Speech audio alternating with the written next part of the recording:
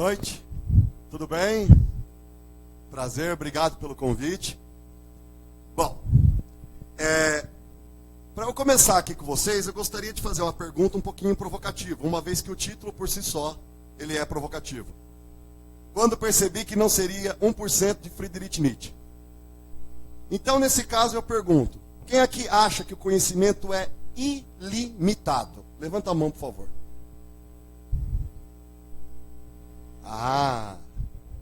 Ilimitado. Tem uma galera que acha. Tem um pessoal que ficou meio relutante aí, né? Pois bem. Bom, é muito interessante quando a gente para refletir sobre essa questão que envolve o conhecimento. Uma vez que quando a gente escolhe algo, ou a gente seleciona um objeto de estudo, esse objeto de estudo, invariavelmente, ele está relacionado com a nossa própria trajetória de vida. E isso não é uma atitude egoísta, porque, na verdade, nós nos interessamos por algo. E esse algo ele vai acompanhando nossa trajetória e, automaticamente, a nossa própria existência. Então, no meu caso, a minha graduação é toda em História, mestrado em História, doutorado em História. E, fazendo o recorte, eu percebendo o que eu gosto de fazer, que, na verdade, é investigar a juventude, investigar rock, estudar a Nova República. Isso tem uma ligação muito forte com a minha época de jovem, claro. Eu nasci em Santo André, na Grande São Paulo, mas a maior parte da minha vida eu passei no interior de São Paulo, um município chamado Paraguaçu Paulista. Aproximadamente aí 45 mil habitantes. Não é lá grande coisa. Mas, em contrapartida, foi lá que eu tive as minhas experiências mais interessantes enquanto jovem. Confesso que, de modo geral, a minha experiência enquanto jovem ela foi muito interessante.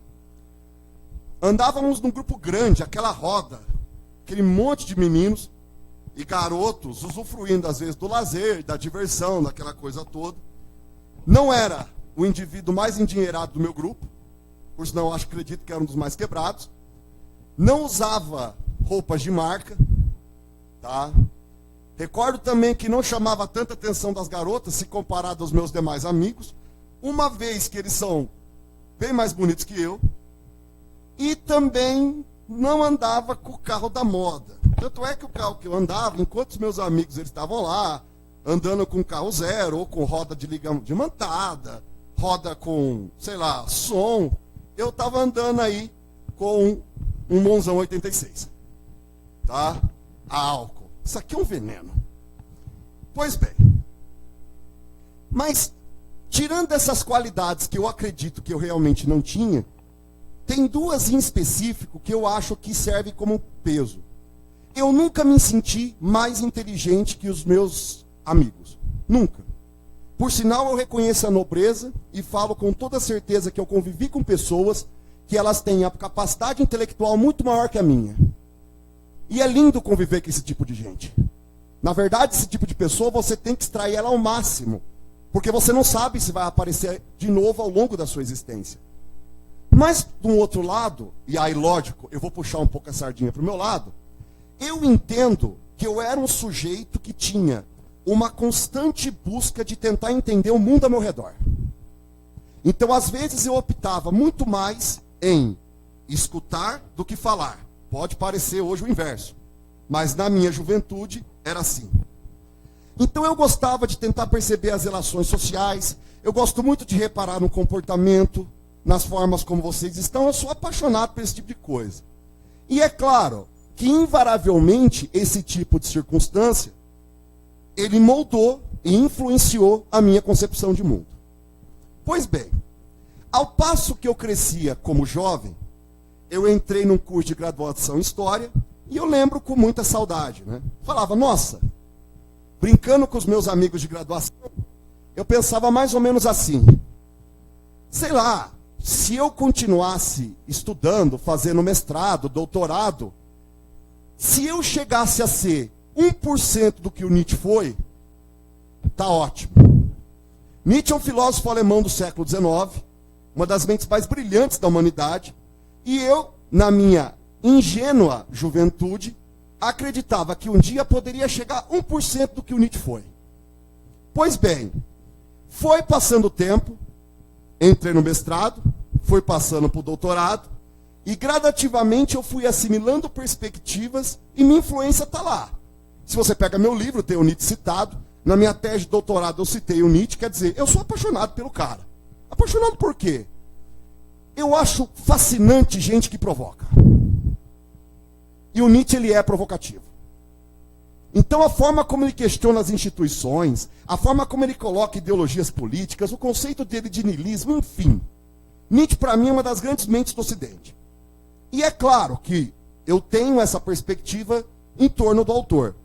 E aí eu sempre pensava, 1% dá, quem sabe? Bom, aí o que acontece? Volta aí, por favor. Valeu. O que acontece?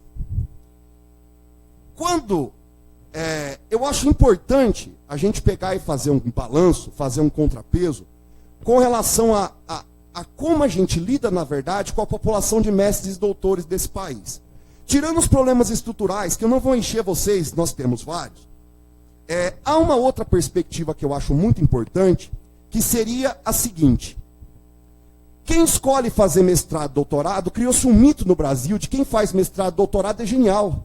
E eu fico me perguntando, aonde está a genialidade nisso?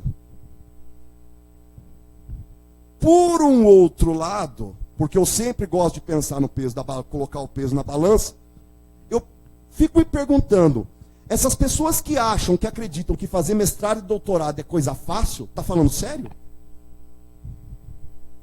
Como tudo no Brasil falta um debate de equilíbrio, a gente considera, ora o indivíduo que faz mestrado e doutorado sendo genial, que eu acho que esse mito tem que ser extirpado, e num segundo momento você considera que um cara que faz doutorado não fez nada? É sinal claro de um país que reflete muito pouco sobre a condição de pós-graduandos, mestrandos, doutorandos, enfim. Pois bem, feito aí esse breve balanço, aí a gente poderia pensar para um outro lado.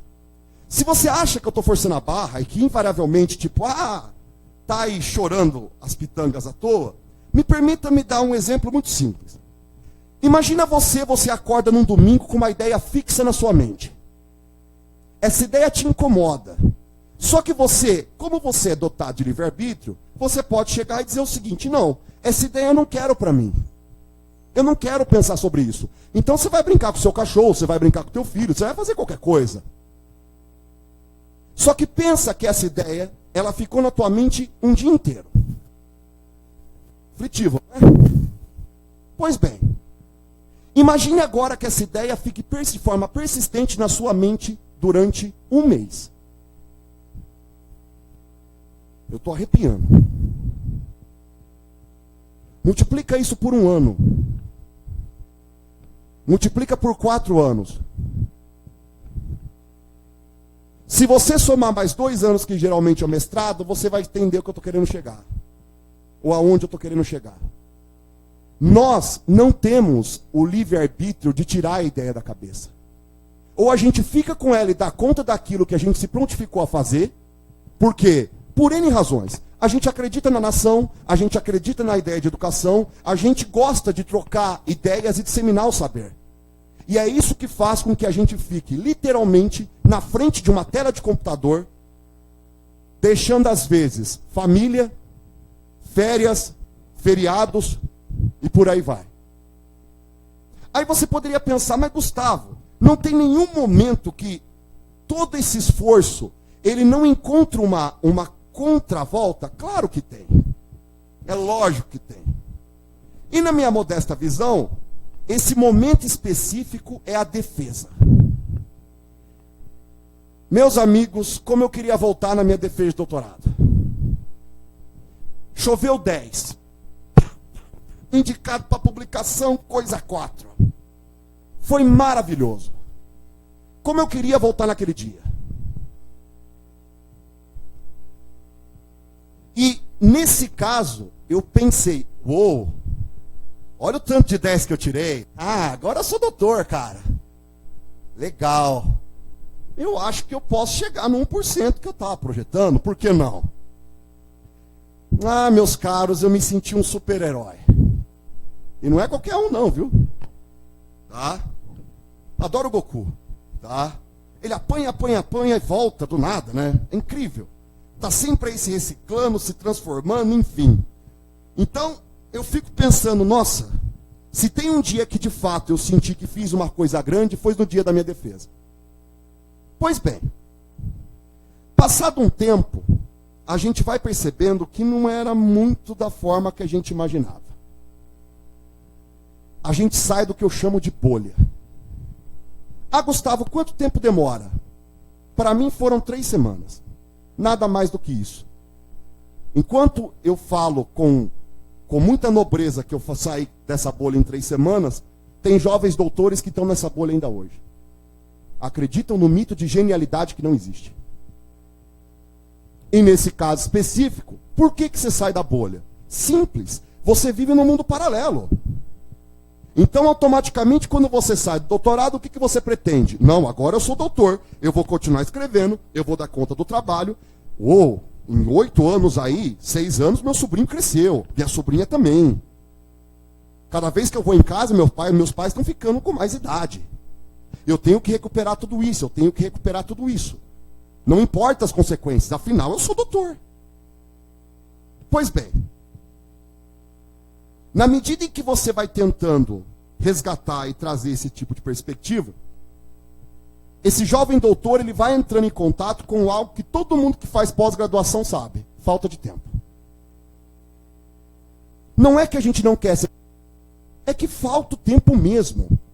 O tempo escapa das nossas mãos.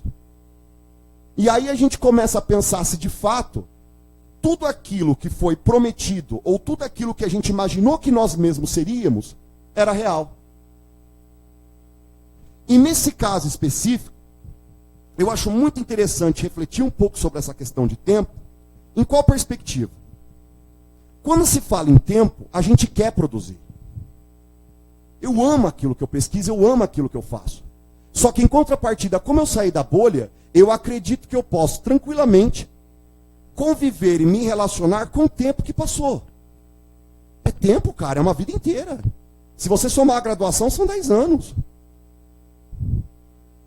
Mas, logo após as 3 semanas, os boletos foram chegando, o clima tinha passado, aí eu olhei, 1% complicou.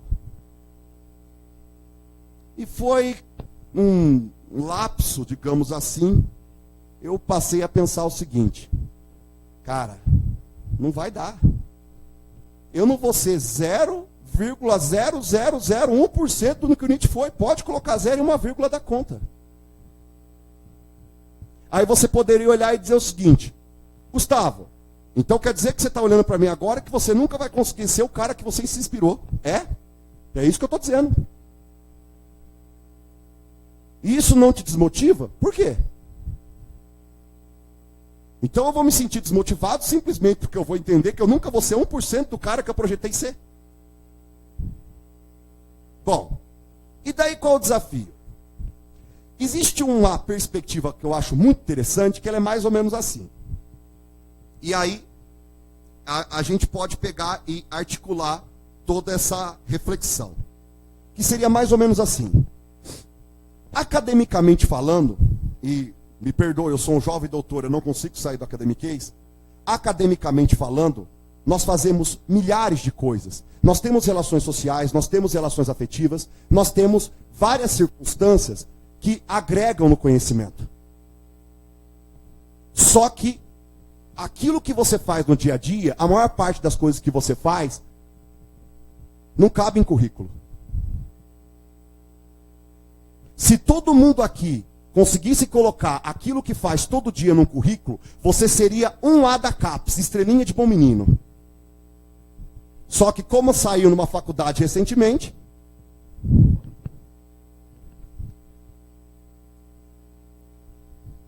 viver não cabe no Lattes.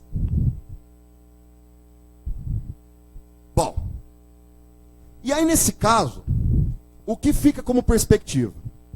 Gustavo, então você está me colocando qual perspectiva? Você nunca vai conseguir ser 1% de que você projetou? E você está insinuando então que o conhecimento é limitado? Claro. E por que ele não seria? Gente, a vida é limitada. Esse plano é transitório. A gente está aqui para aprender. A nossa existência é limitada.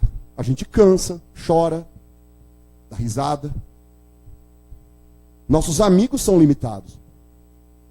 Os amigos que você convive hoje, com certeza não são os mesmos de 20 anos atrás e não vão ser os mesmos daqui a 10 anos. A família é limitada. Meus sobrinhos cresceram. Eu virei um tiozão. Por que o conhecimento seria ilimitado? Entretanto, porque cabe o entretanto sempre, o fato de eu não reconhecer, o fato de eu reconhecer as minhas limitações, não significa que eu saiba até esse exato momento qual é o meu limite. E se eu não sei qual é o meu limite, eu vou responder cada vez mais, lendo mais, estudando mais, pesquisando mais. Porque eu não sei qual é o meu limite. Eu só sei que eu não vou ser 1% do que Nietzsche foi. Melhor, 0,001% do que o Nietzsche foi. E nesse caso, se tudo isso possui limitações, a vida, as amizades, relacionamentos e o tempo, que também é limitado, eu agradeço a atenção de vocês com um breve adendo.